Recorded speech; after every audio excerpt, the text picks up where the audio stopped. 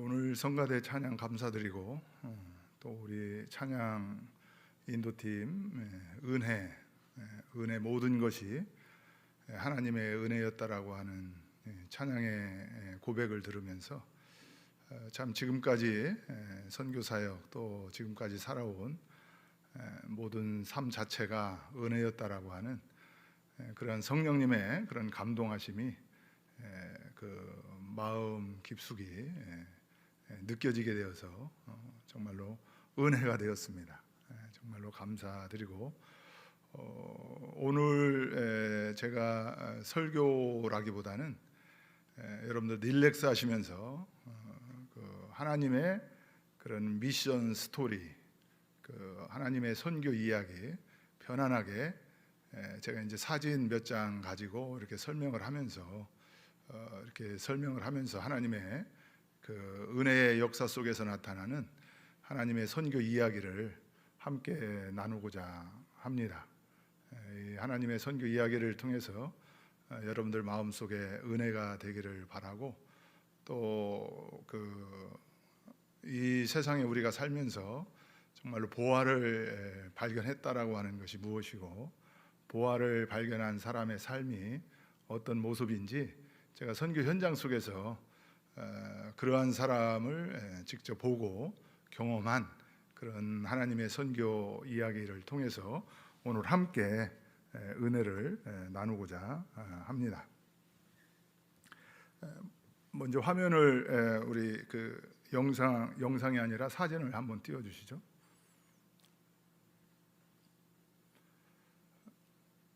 요 분은 에라고 하는 분부터 나오는데, 요 부분은 이제 에라고 하는 그 성도가 그 전도해 가지고 얼마 전에 세례를 받은 세 사람입니다. 이거 이제 세례 받는 그런 장면이고요. 이제 에라고 하는 분은 지금 이제 그 빨간 옷 입은 그런 분인데, 이제 이분은 이제 파약고아의 성도였습니다. 처음에 태어나자마자 부모님으로부터 버림을 받아서 누군가의 그 태국인의 집에서 문 앞에 버려진 아이를 데려다가 키워서 그 집에 이제 청소해주고 또 설거지해주고 이렇게 빨래해주면서 그 집에 자라다가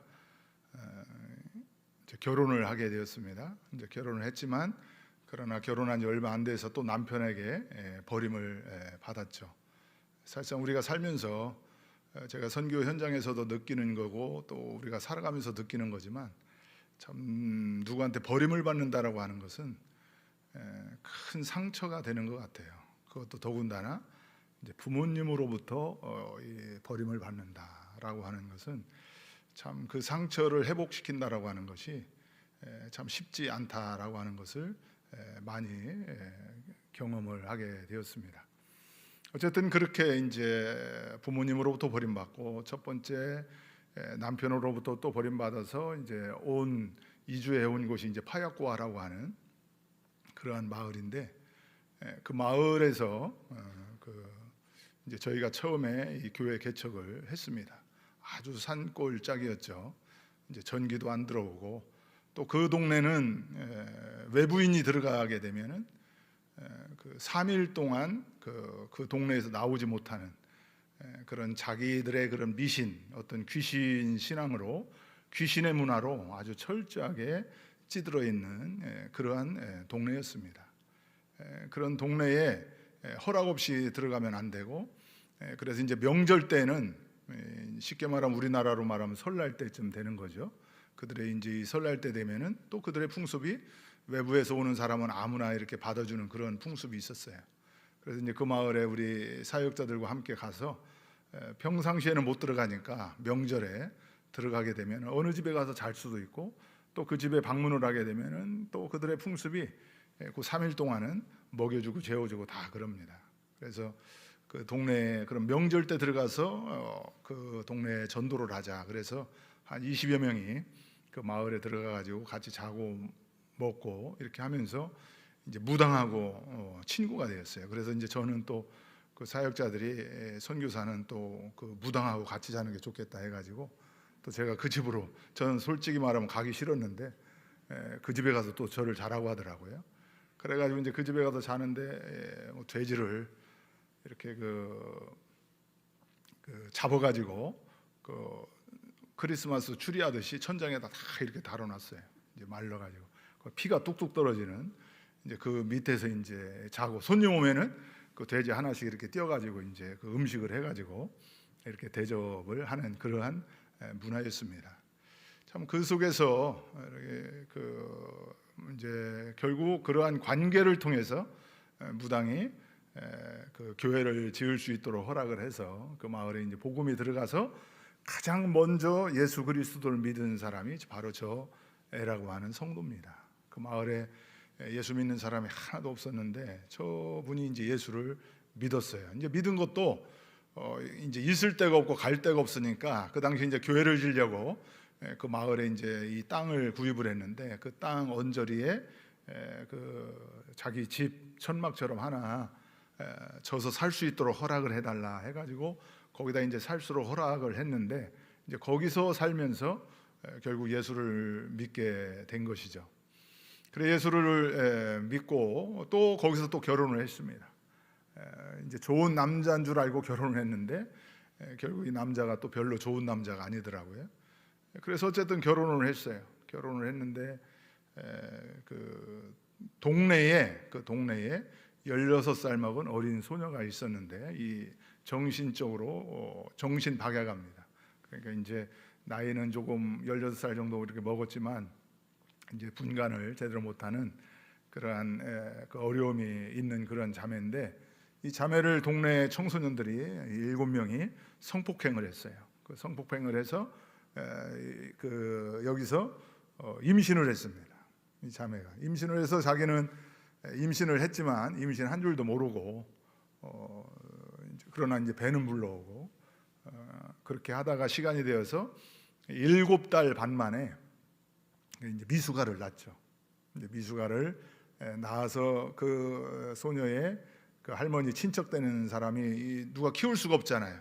죽은 것도 아니고 사실상 살아 있는 것도 아니고 거기는 너무나 그 열악하고 또 위생적으로 너무나 불결하고 또 전기도 안 들어오고 또 물도 너무나 더러운 그런 곳에서 그 아이가 살리는 만무한데 그 친척 그 할머니가 그 7달 반 만에 태어난 아주 미숙아를 그 이 애라고 하는 성도 집에다가 문 앞에다가 버렸습니다. 그래 아침에 문을 열고 이렇게 나가 보니까 그 애가 하나 있는 거예요. 그래서 애가 하나 있어서 보니까 사람이에요. 너무나 1kg도 안 되는 그런 애예요. 그래서 이제 이 애라고 하는 이 자매가 하나님께서 주신 마음이 이 아이를 내가 살리고 싶다. 이 아이를 좀 살렸으면 좋겠다. 그런 마음을 주셨다는 거예요. 그래서 그 아이를 데리고 그 당시에는 오토바이도 없고 걸어서 저희 센터에 한 4시간 5시간 되는 거리를 그 아이를 그 안고 저희를 찾아왔어요. 이제 저를 찾아와서 우리 센터에 와가지고 보니까 저 성도가 와 있는 거예요. 지친 모습으로 또 손에다가 뭔가를 이렇게 붙잡고 그래서 이렇게 보니까 제가 처음 본 느낌은 이게 사람은 사람인 것 같은데 또 사람은 아닌 것 같기도 하고 참 이렇게 말하기가 애매하는 그런 상황이었습니다. 저는 정말 그렇게 그 조그만한 아이는 제가 처음 봤어요. 그래서 이제 그걸 보고 무슨 일이냐 했더니 그 설명을 하는 겁니다. 이 동네에서 오늘 아침에 보니까 우리 문 앞에 있어서 정말 내가 왜냐하면 본인도 옛날에 누구 문 앞에 이렇게 버려졌는데 이제 그런 경우도 있어서 그런지 또 본인 예수 그리스도를 믿고 하나님의 마음, 그 긍휼의 마음, 불쌍히 여기는 마음이 있어서 그런지 이 아이를 간절하게 살리고 싶다 해서 선교사한테 찾아온 거예요. 그래 찾아와서 그 저한테 기도해 달라고 하고 이 아이 건강하게 잘 살아날 수 있도록 기도해 달라 부탁을 하고 그 다음에 이제 워낙 돈이 없고 가난하니까 이 그 아이가 좀 먹을 수 있는 우유, 분유 뭐 기저귀 뭐 이런 것을 살 수 있도록 조금 도와줬으면 좋겠다. 이제 그런 부탁을 하더라고요. 그래서 이제 제가 이제 그 아이를 한 손으로 잡고 이렇게 기도를 해줬습니다. 하나님, 이 아이도 하나님께서 주신 생명인데 하나님의 뜻이 있는 줄 알고 또 정말로 어려운 아버지가 누군지도 모르고 정말로 성폭행당해서 이렇게 태어났다라고 하는데 하나님 이 아이 불쌍히 여겨 주시고 이 아이 좀 살려달라고 간절히 기도했어요. 뭐 너무 가벼웠어요. 그리고 이제 그 자매한테 돌려주면서 한번 잘 살려보라고 내가 최대한 돕겠다고 이 아이 살아날 수 있도록. 그래서 이제 우유값, 분유값 이걸 대주면서 그 살아난 아이가 지금 저 옆에 있는 와타냐라고 하는 그 어린 학생입니다. 지금 이제 우리 메소이 센터에서 학교를 하는데 거기 지금 6학년이에요. 거기 지금 현재 초등학교 6학년 다니고 있는데 공부도 뭐 거의 1등하고 공부도 잘하고 또 부모님 말씀 잘 듣고 이제 그렇게 하다가 또 그 남편이 그 아까 처음 이 두 번째 결혼한 남편이 또 어디서 또 여자를 또 데리고 왔어요. 젊은 애를 데리고 와가지고 같이 사는 거예요, 한 집에서. 그래서 같이 한 집에서 살고 먹고 또 이 애라고 하는 자매는 쳐다보지도 않고. 그러니까 또 하루는 저 와타냐라고 하는 애가 그때 7살인가 그랬었는데 또 저를 찾아왔더라고요. 막 울면서. 그래서 왜 그러냐고 하니까 그 자기 남편이 그 마약을 하고 그다음에 그 어떤 젊은 애를 데려와 가지고 같이 살고 또 내가 마음이 너무 안 좋아 가지고 힘들다. 그러니까 제가 이제 애라고 하는 성도로 이 자매를 생각해 보니까 참 인생이라고 하는 것이 참 쉽지 않구나 그런 생각을 많이 했습니다. 태어나자마자 버림받고 처음 남편한테 버림받고 또 이렇게 애를 하나 예수 믿고 살리는데 또 그 남편한테 또 버림받고. 그런데 참 요번에 제가 이제 세례식을 하면서 감사한 것은 지금 여기 그 맨 오른쪽에 그 파란색 옷 입고 있는 아기 안고 있는 그 자매가 하나 있잖아요.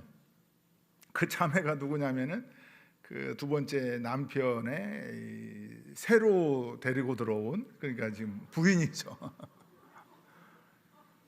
그래서 이제 그 사람을 또 이 애라고 하는 사람이 또 전도를 한 거예요. 전도를 해서 이 세례식에 이제 우리가 지금 저 뒤에 그 애라고 하는 자매도 같이 앉아 있는데 같이 이렇게 하고 또 세 번째 이제 결혼한 남편이 지금 노란 옷 입고 있는 저 분입니다. 저분도 예수를 안 믿는 사람인데 제가 보니까 참 착해요. 그 마음은 모르겠지만 좀 착한데 저희 집에도 요새 뭐 지금도 제가 한국에 있음에도 불구하고 저 자매가 이 글을 모르고 이렇게 쓸 줄을 모르기 때문에 그 이제 음성으로 뭐 찬양도 부르기도 하고 그 다음에 기도해 달라고 하기도 하고 또 뭐 혈압이 높아졌다, 혈압이 200 넘어갔다, 나 병원에 간다, 기도해 달라 이렇게 이야기하기도 하고 또 와타냐의 그 딸의 미래를 위해서 계속 기도해서 이 딸이 조금 하나님의 사역자로 좀 잘 컸으면 좋겠다라고 하는 것이 저 어머니의 그 간절한 기도 제목이고 또 저 노란 옷 입은 남편도 예수를 안 믿던 사람인데 세례를 또 받았어요. 그리고 그 예수를 믿기로 하고 또 정말로 가난하고 어렵게 사는데도 불구하고 저한테 닭을 또 얼마 전에 이 닭을 또 가지고 왔어요. 그래 나는 잘 잡아가지고 이렇게 가져온 줄 알았더니 자루 속에다 넣어 갖고 왔는데 살아있는 생닭을 가져왔어요. 생닭을 가져와가지고 이걸 먹으라고 하니까 저희 아내는 뭐 기겁을 하고 이걸 어떻게 잡느냐라고 이렇게 하는데 그래서 이제 그거를 이제 닭 뭐 이렇게 키울 수 있도록 하는데 또 한 달인가 또 뭐 2달 되면 나한테 와서 또 닭을 또 가져왔어요. 그때 왜냐하니까 아짠 이제 거기서 이제 선교사를 아짠이라고 부르는데 아짠한테 닭 한 마리 이 닭을 잡았는데 또 신기한 거는 그 닭이 안 잡히려고 이 나무 꼭대기에 올라가서 3일 동안 나무 꼭대기에 있었답니다. 그래 3일 동안 나무 꼭대기에서 있는 거를 기다려 가지고 그 밑에서 내려올 때 배고파서 이 닭이 내려올 때까지 기다려서 자기가 잡아왔다는 거예요. 그래서 야, 정성이 참 너무나 대단하다 하면서 닭 받고 기도해주고 했는데 갑자기 또 얼마 후에 또 오더니만 아짠한테 내가 닭을 한 마리 줬더니 닭이 10마리가 넘게 됐다는 거예요 지금. 그래 또 한 마리 또 가졌다. 그래서 하여가 뭐 곡식, 바나나 뭐 이제 이런 부분들 이렇게 가져오는데 이분의 인생을 바라보면서 이분이 정말로 가난하고 그 산전수전 버림받고 또 가난하고 또 힘들고 그런 마음적으로 심적으로 정신적으로 많이 힘들었는데 이분의 인생을 이렇게 보고 또 대화를 하고 얼마 전에는 또 우리 사역자들 모임에서 간증도 하는데 막 눈물을 흘리면서 자기 간증을 해서 그 목회자들한테 태국 목회자들한테 엄청나게 또 은혜를 끼쳤어요. 자기가 살아온 인생에 대해서 이렇게 간증을 하는데 이분은 뭐 전혀 학교도 가본 적이 없고 이런 분인데 많은 목회자들이 이분의 간증을 듣고 은혜를 받았는데 이분이 정말로 이 오늘 말씀에 나오는 사람처럼 이 밭 속에서 정말로 이 보화를 발견해 가지고 자기의 모든 것을 다 팔아 가지고라도 이 밭을 그 사는 그 신앙, 그 믿음, 그 예수 그리스도를 발견한 것이죠. 참 그런 속에서도 그 희망을 가지고 그런 속에 어려움 속에서도 어떻게 하면 기도해 달라고 하고 본인이 또 기도하기도 하고 또 이 선교사를 위해서 기도해 주기도 하고 그러면서 이 땅에 살고 이 땅에서 어렵게 살고 힘들게 살고 있지만 이 땅에서부터 이 애라고 하는 자매는 천국을 하나님의 나라를 살고 있구나. 이 애라고 하는 이 자매가 정말 보화를 발견한 그런 인생이구나. 그런 생각을 제가 많이 해서 오늘 그 설교 제목을 가지고 이분의 예화를 들었습니다. 이 부분은 이제 와탄야가 다니는 우리 시리 산테소 학교 초등학교의 그런 학생들 모습이고요. 이제 이번에는 이제 제가 학교에 대한 설명은 많이 안 하고 이제 요 그림만 대충 보여주고 또 다음 사람이 있습니다.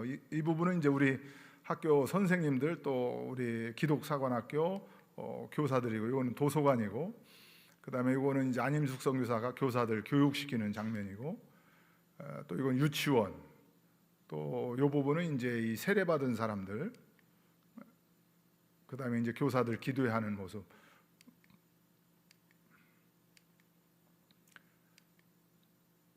그다음에 다음 또 그 사진이 그 있을 텐데, 이 부분,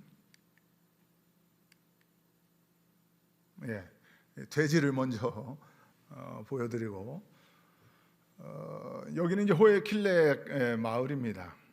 이 마을은 저처럼 돼지를 그 이제 이렇게 우리에다가 가두어서 이렇게 키우는 것이 아니라 이렇게 길거리에다가 그 내놓고 지가 알아서 돼지 밥을 주는 것이 아니라 돼지가 알아서 밥을 찾아 먹으라는 거예요. 그 다음에 이제 새끼를 낳는데도 이들의 이 동네의 법칙은 돼지가 이제 새끼를 낳게 되면은 밖에서 교미를 해가지고 밖에서 그 새끼를 낳아가지고 집에 들어오야지 좋아하지. 만약에 이 돼지가 잘못해가지고 이 새끼를 집 안에서 낳았다. 그러면은 이 새끼뿐만 아니라 어미까지 다 죽는 겁니다. 그래서 죽은 돼지들이 많아요. 돼지가 뭘 알겠어요? 그러나 어쨌든 그래서 이 마을은 처음에 들어갔을 때 쌍둥이가 나면은 쌍둥이를 낳으면 죽이는 그런 마을이에요. 귀신의 저주다. 안 죽이면 우리 동네 사람들이 다 저주받는다 해가지고 쌍둥이가 태어나면 그 자리에서 그 쌀을 물에다가 이렇게 담궈가지고 그 쌀이 이제 이렇게 좀 부풀어 오르잖아요. 좀 커지잖아요. 그러면 이제 쌀을 갖다 코, 입 이런 구멍은 다 막습니다. 그래 막아서 숨을 못 쉬게 해서 그 쌍둥이 2명 다 죽게 하는 마을이고. 그 다음에 이제 육손. 아까 담임 목사님이 육손, 어떤 정형외과 의사님이 육손도 수술을 많이 해주셨다고 그런 얘기를 들었는데, 여기는 육손이 태어나면 또 이것도 뭐 쉽게 말하면 재수가 없다, 동네에 저주가 몰려온다 해가지고 또 죽이고, 이제 이런 마을입니다. 그러니까 쉽게 말하면 이제 귀신의 지배와 이제 이 귀신의 통치를 받는 그러한 마을이죠. 아까 파야코아 마을도 마찬가지로 이제 이 죄와 이 죽음에 대한 공포, 두려움으로 이제 이 엄청나게 가득 차 있어요. 이 귀신을 왜 섬기는지 아세요? 귀신을 왜 섬기는 그 속성, 그 심리적으로 깊숙이 들어가 보게 되면은 결국 이 죄와 이 죽음에 대한 두려움이 결국은 그 상황 속에서 그 귀신의 명령과 그 통치를 받을 수밖에 없는 그런 마음, 심리적 상태가 되는 것 같습니다. 어쨌든 이 마을이 이제 그런 마을이었어요. 그리고 우리가 교회를 지으려고 복음을 들어가려고 해도 3번이나 교회를 불태울 정도로 그렇게 그 교회가 복음이 이 마을에 들어오는 것을 반대하던 그런 마을입니다. 이제 그 마을에 또 하나님께서 역사하셔서 가뭄이 들었고 이 산 사람들이 이제 물이 필요한데, 이제 물이 평상시에 가뭄이 안 들 때는 이 계곡에서 흘러나오는 물로 가지고 이들이 생활을 할 수가 있었는데, 이제 계곡에 물이 마르니까 이 물을 깊숙이 저 멀리서 더 깊숙한 산속에서 물을 끌어오야 되는 거예요. 그래서 그 동네의 주장이나 그 무당이나 이 지역 그 동네 어른들이 제가 가기만 하면 침을 뱉고 제가 가기만 하면은 이렇게 멸시를 하고 왜 왔느냐는 식으로 하면서 빨리 쫓아내는 그러한 마을에서 이렇게 가뭄이 들고 온 동네 사람들이 생활하기가 어려우니까 그 동네 어른들이 저희 또 센터를 찾아왔어요. 그래서 이 사람들이 왜 여기까지 왔나 했더니만 나한테 부탁이 있다고. 그래, 무슨 부탁이냐라고 하니까 지금 우리가 물을 못 먹어가지고 이런 상황인데, 물을 더 깊숙한 데서 이렇게 끌어오려고 하면은 이 PVC 파이프가 필요한데 이 PVC 파이프를 살 수 있도록 좀 도와달라. 그래가지고 이제 그 말을 듣는 순간에 하나님께서 이 마을에 복음의 역사를 시작하시려는가 보다, 그런 믿음을 가지고 이유 없이 조건 없이 도와줬습니다. 그래서 그 재정을 도와주고, 그래서 이제 일주일 후에 그들이 공사를 다 한 다음에 들어갔어요. 그랬더니 일주일 그 전에 들어갈 때와 일주일 후에 들어갈 때는 분위기가 너무나 다르더라고요. 그 전에는 쳐다보지도 않고 침 뱉고 뭐라고 하고 왜 왔느냐는 식으로 하더니 그들에게 이제 혜택을 주고 그들을 도와주니까 이 사람들이 뭐 서로 자기 집으로 오라고 하고 또 밥을 해놨다고 밥을 먹으라는 거예요. 그래서 이제 밥을 그 동네 어른들하고 같이 먹으면서 물이 어떻게 이렇게 나오니까 좋냐 그러니까 뭐 다 너무 좋다는 거예요. 물이 나오니까. 그래서 나도 당신들에게 그 원하는 게 있고 소원이 있는데 들어줄 거냐 그러니까 들어준대. 그래서 내가 원하는 게 뭐 같냐 그러니까 여기다 교회를 복음을 들어오려고 하는 게 아니냐라고 저보다 더 잘 알더라고요. 그러더니만 이 사람들이 그러지 않아도 우리가 땅을 준비해 놨다는 거예요. 땅을 공짜로 이렇게 준비를 다 해놨다는 거예요. 그래서 어딘가 보고 가보자 하니까 완전히 뭐 이렇게 절벽에다가 전혀 교회를 질 수 없는 그런 땅을 준비를 해놓고 여기다 지어야 된다는 거예요. 그래가지고 여기다 어떻게 짓냐 그러니까 어쨌든 귀신이 말하기를 여기다가 져야 된다고 이렇게 말을 했기 때문에 다른 데는 안 된다라고 얘기하는 거예요. 그래서 하나님께서 또 거기에 지혜를 주셔가지고 그럼 좋다, 그럼 여기다가 짓겠다 해가지고 이제 기둥을 3단계로 계곡처럼 한 데는 길게 하고 중간에 하고 땅에다 붙여가지고 이제 세면으로 안 하고 나무로 해가지고 아름답게, 만약에 여러분들 다 나중에 태국에 오시면 거기 한번 가볼 기회가 있을 것입니다. 그래서 이제 거기에 예배당을 나무로 좀 이렇게 조금 움직여도 이렇게 무너지지 않는 그런 교회를 지었고, 참 그 이제 마을에 이제 교회를 져서 복음이 들어갔어요. 이제 그런데 이제 거기에서 가장 반대했던 무당이 한 명이 있었어요. 이제 요 분입니다. 지금 머리 지금 하얀하고 지금 성찬한다고 이렇게 들고 있는 분이 있잖아요. 저분이 이제 그 마을에서 40년 동안 이제 무당의 역할을 하고 종교적인 이제 이 귀신의 그런 그 지배를 받고 있던 그 보라고 하는 그런 사람인데, 이 사람이 최고 반대했던 그런 사람입니다.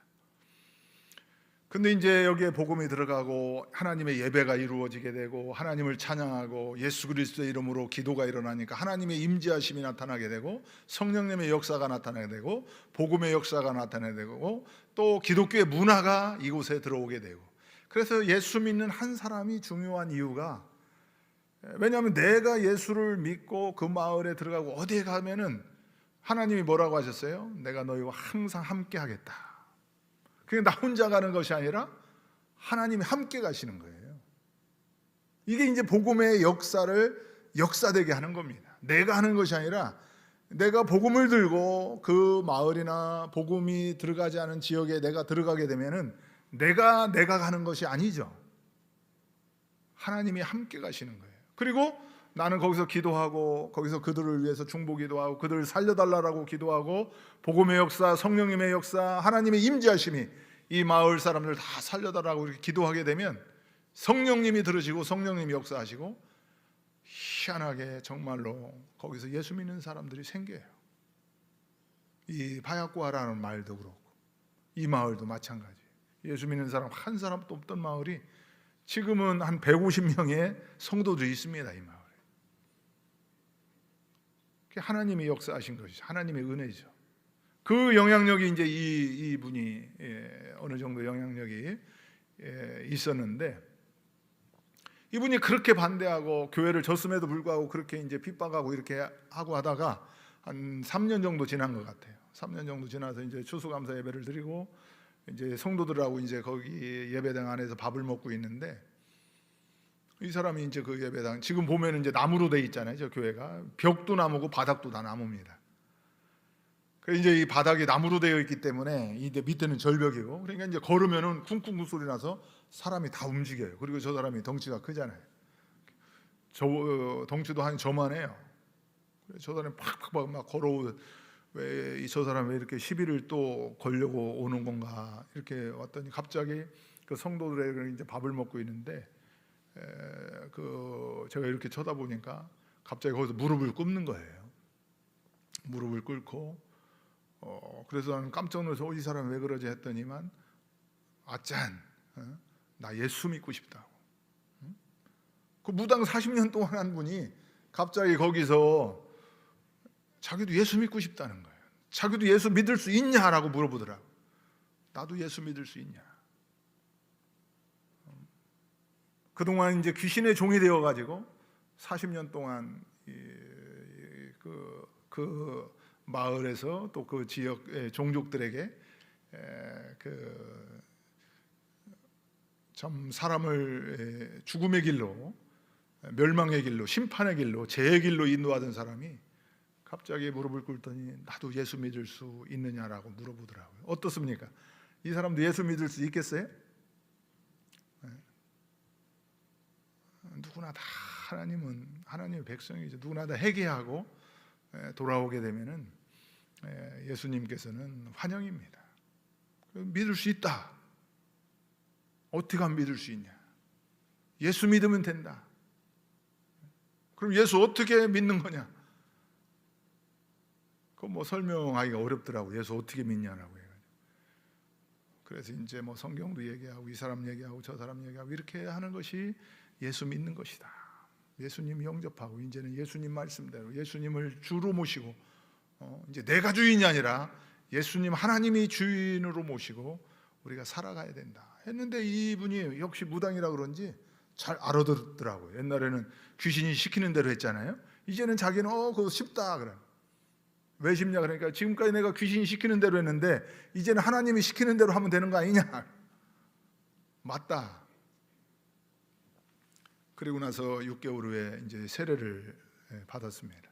세례를 받는데 여기는 이제 그 산마을이기 때문에 이제 침례를 이제 계곡에 들어가서 이 사람들이 이제 계곡에 들어가서 물을 그때 7명이 이제 세례를 받았어요. 7명 세례를 주고 나서 집에 가서 이제 이 옷이 다 젖었잖아요. 그래서 이제 집에 가가지고 다 옷을 갈아입고 이제 예배당에 와가지고 이제 성찬식을 하는 겁니다. 성찬식을 하는데 1시간을 기다려도 5명은 왔는데 2명이 안 오는 거예요. 그래서 전도사 보고 아니 왜 계속 기다려도 왜 안 오냐, 언제까지 기다려야 되는 거냐라고 해서 오토바이 타고 집을 가가지고 이제 보니까 갑자기 전도사가 또 막 오더니만 큰일 났다는 거예요 지금. 그래 왜 그러냐니까 두 사람이 세례받고 집에 가서 옷 갈아입는 사이에 갑자기 풍이 온 거예요. 마비가 온 거예요. 전신 마비가 온 거예요. 그래가지고 옷 갈아입다 말고 집에서 쓰러졌다는 거예요. 그분이 누구냐면 저 무당하고 그 다음에 저 분의 쉽게 말하면 새끼 무당입니다. 그 두 사람이 그랬다는 거예요. 그래가지고 그러냐 해가지고 이제 이게 도대체 무슨 시험인가? 이게 무당이 그 예수 믿어가지고 이게 귀신이 또 이 엄청난 그 시험을 주는 게 아닌가 하고 이 두려운 마음, 뭐 반신반의하는 그런 마음으로 그 집으로 갔어요. 집으로 가서 막 거기서 찬양하고 기도하고 말씀 가지고 뜨겁게 기도했는데 그래도 뭐 안 일어나더라고요. 그래가지고 거기서 있다가 했는데 이제 1달 가고 2달 가고 3달 가고 4달 가고 5달 가도 똑같아요. 그러니까 동네 사람들이 이거 봐라, 저 무당이 예수 믿는다고 하더니만 저렇게 벌 받고 저주 받는다. 다 동네에서 수군수군하고 오히려 예수 믿는 몇 사람도 창피하고 또 나도 예수 안 믿으려고 하는 그런 분위기도 막 생기고. 그 6개월이 되었어요. 6개월이 되어서 이제 제가 이제 그 동네에 가게 되면은 그 집을 이렇게 신방을 하는데 이제 6개월이 되었을 때 또 그 집에 갔습니다. 그 집에 가서 이제 예배를 드리고 말씀을 전하고 기도를 하는데 기도 끝난 다음에 근데 이 사람이 이제 6개월 동안 이렇게 덩치 좋은 사람이 6개월 동안 누워만 있으니까 빼짝 말라가지고 완전히 몰골이 말이 아니더라고요. 몸은 못 움직이고 화장실도 못 가고 밥은 그 부인이 주는 것을 먹는데 부인도 맨날 저주하다시피 이렇게 하고 왜 빨리 안 죽냐는 식으로 하고 너무 불쌍하더라고요. 이 사람이 이전에는 그러지 않았는데 옛날에 귀신 섬길 때는 동네 사람들이 나가기만 하면 우르르 쫓아다니고 말 한마디 하면 모든 사람이 착착착 움직이고 시키는 대로 다 하고 이렇게 힘이 있고 이렇게 이 동네에서는 이런 사람이었는데 지금은 아무도 6개월이 지나니까 아무 찾아오는 사람도 없고 오히려 손가락질하고 너무 불쌍하더라고요. 그래서 지금 이게 보니까 6개월 되니까 이게 일어날 것 같지도 않고. 그래서 제가 이제 그런 대화를 하는 중에 뭐 대답도 잘 안 해요. 그리고 이 사람이 옛날에는 참 그 돼지도 자기가 그러더라고. 자기가 돼지를 1000마리 이상을 잡았다. 이제 무당 그 생활하면 1000마리를 잡아가지고 이 사람들은 돼지를 잡으면은 돼지 피를 뜨끈뜨끈한 돼지 피를 막 마십니다. 닭은 뭐 얼마나 잡았는지 모른대. 너무나 많이 잡아가지고 뭐 일 있을 때마다 이 사람들이 닭 잡아오고 돼지 잡아오고. 그러던 사람이 예수 믿고 나서 완전히 다 잃어버린 거예요. 세상적으로 말하면 누워 있는 거죠. 그래서 제가 너무 불쌍해서 야, 당신 지금 후회하는 거 아니냐고. 다시 예수 믿는 거 포기하고 다시 옛날로 돌아가고 싶은 마음 있느냐라고 제가 이제 이렇게 대화를 하다 그런 질문을 했어요. 그랬더니 뭐 평상시에는 대답도 안 하고 무슨 말인지 못 알아듣고 또 뭐 듣는 등 마는 등 이렇게 하더니만 당신 예수 믿는 거 믿은 거 후회하지 않냐? 왜? 옛날에는 그렇게 사람들이 막 따르고 이러던 힘이 있고 권력이 있던 사람인데 지금은 아무도 거들떠보는 사람이 없는데 얼마나 힘드냐 그랬더니 그런 의도로 이제 질문을 했는데 이 사람이 별 대답도 안 하더니 갑자기 그 질문에 아짠 하더니 큰 소리로 나는 예수 믿는 거 절대 후회하지 않는다. 나는 이대로 예수 믿고 이대로 나는 죽어도 나는 더 좋다고. 옛날에는 그렇게 힘이 있고 내 말을 다 듣는 것 같고 돼지를 그렇게 많이 잡아먹고 막 덩치가 이만하고 사람들이 내가 지나가면 내가 말 한마디 하면 다 움직이고 이랬을 때는 겉으로는 그렇지 내 속마음으로는 얼마나 불안하고 얼마나 두려웠는지 모른다. 잠을 못 잤다. 나가서는 그냥 뭐 그럴듯하게 막 이렇게 뭐 바람몰이 하듯이 많은 사람들 데리고 다녔는데 내 혼자 있을 때는 죄에 대한 두려움, 죽음에 대한 두려움, 그 부분을 위해서 너무나 힘들었다. 근데 지금은 몸은 지금 비록 이렇게 누워 있고 지금 이렇게 언제 죽을지 모르고 이렇게 있지만 내 마음은 너무나 평안하다는 거예요. 너무나 이 평안해가지고 그래서 나는 이렇게 죽는 게 차라리 낫지. 옛날로 다시 무당으로 돌아가서 뭐 막 이렇게 사람들이 따라다니고 하면서 밤에 혼자 있을 때 늘 불안하고 두렵고 이 삶으로 다시 돌아가고 싶지 않다는 겁니다. 참 그 말을 제가 들으면서 이야, 이 사람이 정말로 옛날에 진짜 무당이긴 무당이었었는가 보다. 이 복음을 깨달아도 이렇게 아주 정확하게 이 복음을 깨닫는구나. 이 예수 그리스도를 발견한 다음부터는 이 기쁨으로 평안으로 어떤 희망으로 소망으로 내 몸은 지금 그러니까 쉽게 말하면 오늘 말씀에 나오는 것처럼 밭에서 일을 하다가 보화를 발견하고 예수 그리스도를 발견하고 자기 것을 다 판 거예요.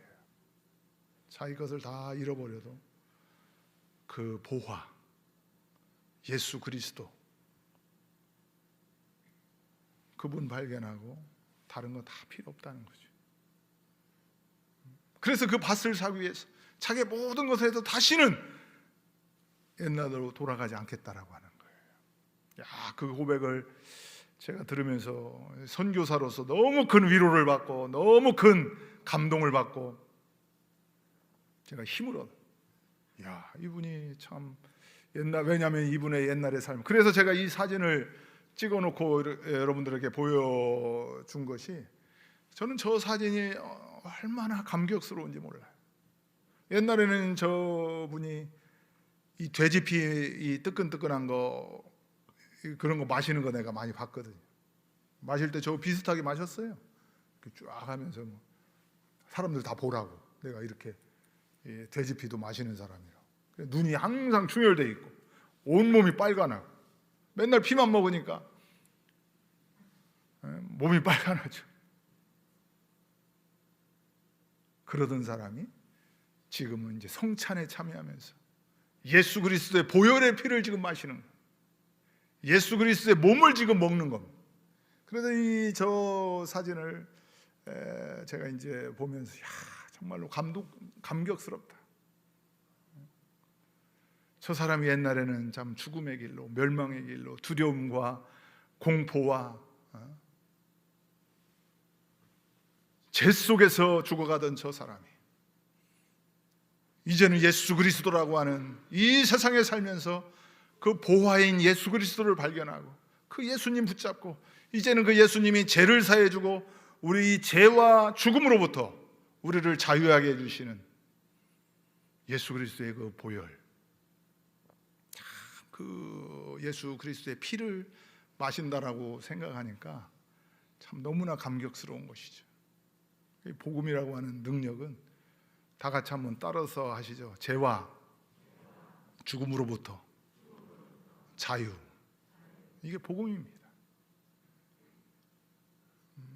이게 우리가 선교해야 되는 이유예요.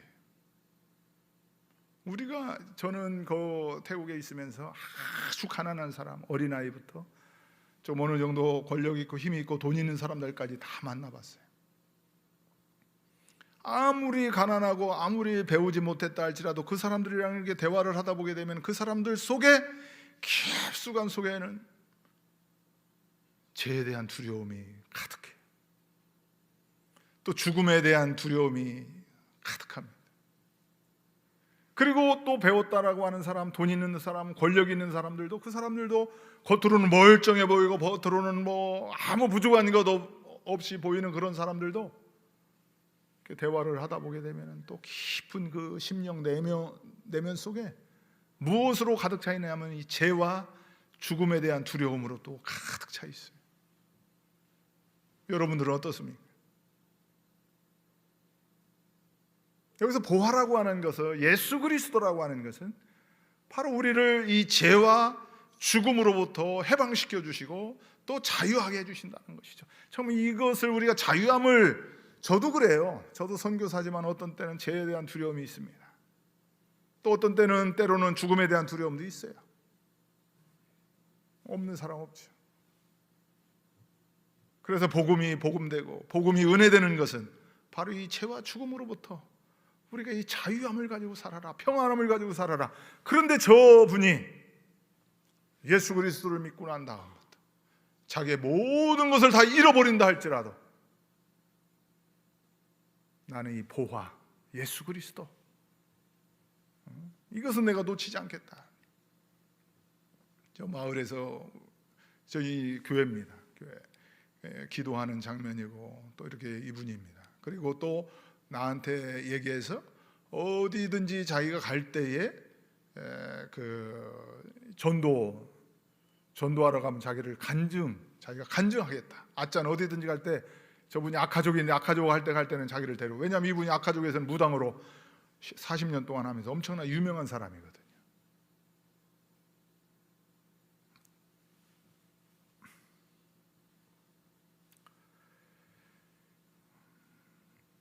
그래서 우리가 인생을 살다 보게 되면은 이게 이제 이 비유인데, 우리가 어떻게 하면 우리가 천국에서 살 수 있을까? 어떻게 하면 우리가 하나님 나라에서 산다라고 하는 것이 무엇일까? 참 어떤 때는 왔다 갔다 하죠. 저도 그렇고.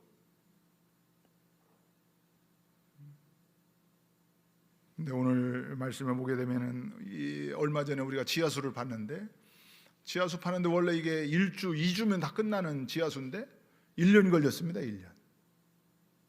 땅을 여기 100m를 파는데 힘을 박아가지고 여기 파면, 그래서 저는 이제 그 지하수 파는 장면을 1년 동안 일주일 열흘이면 되는 걸 가지고 1년간 팠어요. 그래서 이게 도대체 왜 그런가 그랬더니 이 지하수 파는 전문가인데도 그 땅을 파다 보니까, 그 흙을 파다 보니까 별 흙이, 이 사람이 뭐 10m에서 끌어낸 흙, 20m에서 끌어낸 흙, 30m에서 끌어낸 흙, 40m에서 끌어낸 흙을 쫙 이렇게 전열시켜 놓는 거예요. 그걸 보여주기 위해서 이게 40m 흙이다, 10m에서 흙이다, 뭐 50m 흙이다. 흙의 종류가 엄청나게 많더라고요.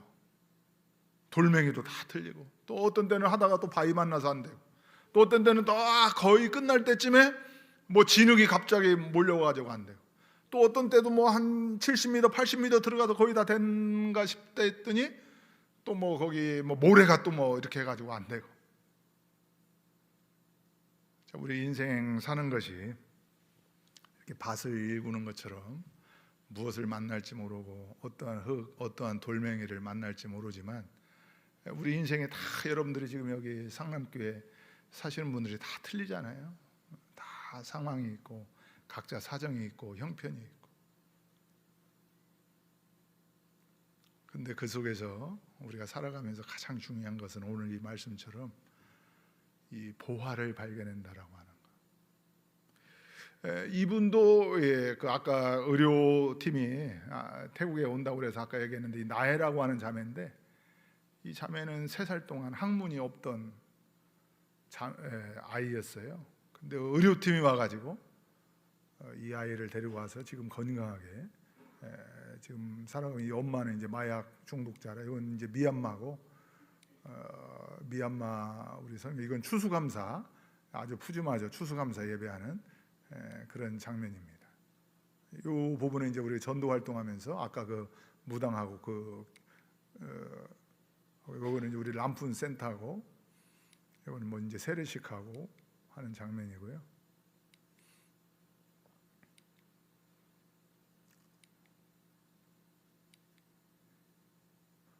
요거 이제 퉁호창에서 옛날에 복음을 믿고 방콕에 가서 없어진 줄 알았는데 방콕에 가서 이 복음을 이 마을에서 우리가 선교하는 데서 복음을 듣고 20년 만에 찾아와서 결혼식 주례를 부탁을 해가지고 어떤 자매냐 했더니 옛날 어렸을 때 복음을 전한 애가 방콕에 가서 지금 은행원이 되어가지고 돌아와서 이 교회에서 이렇게 결혼식을 하고 싶다고 그래가지고 한 그런 모습입니다. 뭐 이 그림들을 뭐 다 설명하지는 않고 제가 이제 두 사람 이 애라고 하는 자매 또 우리가 보라고 하는 이 40년 된 무당의 인생을 보면서 우리가 이 오늘 말씀처럼 참 기쁨으로 충만해 있고 소망으로 충만해 있고 희망으로 가득 차 있어요. 아무것도 가진 것도 없고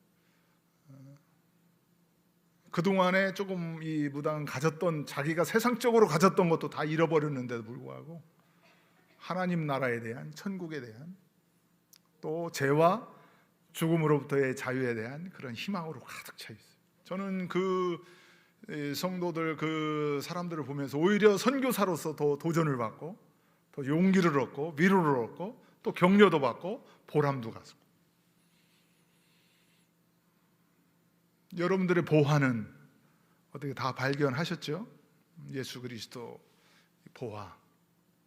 참 이것을 우리가 지키고 우리가 간직하고 우리가 이것을 끝까지 여러분들 붙잡고 늘 기뻐하면서 이것을 위해서 정말 우리의 이 성경에도 보게 되면 믿음의 사람, 수없는 믿음의 사람, 우리나라에서도 그동안 수없는 믿음의 사람들이 나와 있는데 그 사람들이 다 이와 같이 우리가 인생을 살면서 복음 때문에 예수 그리스도 발견하고 그 예수 그리스도가 주시는 그 놀라운 은혜, 죄와 죽음으로부터의 그 자유와 평안, 천국, 영생, 구원